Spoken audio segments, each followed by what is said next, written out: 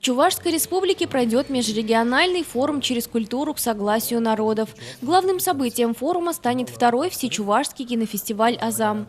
Его организаторами стали Чувашская республиканская общественная организация, Союз кинематографистов Чувашской республики, Министерство культуры по делам национальностей и архивного дела Чувашской республики и межрегиональная общественная организация «Чувашский национальный конгресс». По этому поводу в конференц-зале Национальной библиотеки состоялась пресс-конференция. Руководитель Союза кинематографистов Чувашской республики Олег Цыпленков рассказал, что в этом году на Чувашском кинофестивале будет представлено 25 работ, что в 2 раза превышает число фильмов, присланных в прошлом году. Если на первом кинофестивале было 11 всего фильмов, это включается игровые фильмы, документальные фильмы, анимационные фильмы, то в этом году 25 фильмов работ будут представлены.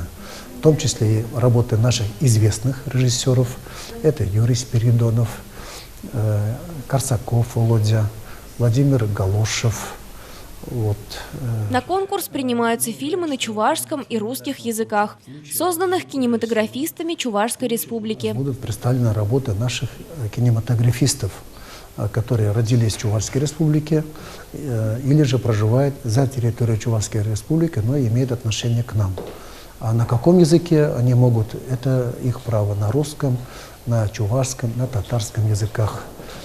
Поэтому, когда мы говорим Союз чувашских кинематографистов, это имеется в виду не национальная принадлежность, а принадлежность нашей Чувашской республики. Фильмы, признанные победителями в номинации «Лучший художественный фильм», «Лучший документальный фильм», «Лучший короткометражный фильм» и «Лучший анимационный фильм», будут заявлены на 10-й Чебоксарский международный кинофестиваль и показаны на каналах местного значения. Победители номинации получают нашу статуэтку «Азам». Кроме этого, получают диплом. Ну и самое главное, я так думаю, что у них моральное удовлетворение от проделанной работы, что их работу оценили, заметили. Я думаю, что это будет большой толчок, и вдохновение для создания новых работ.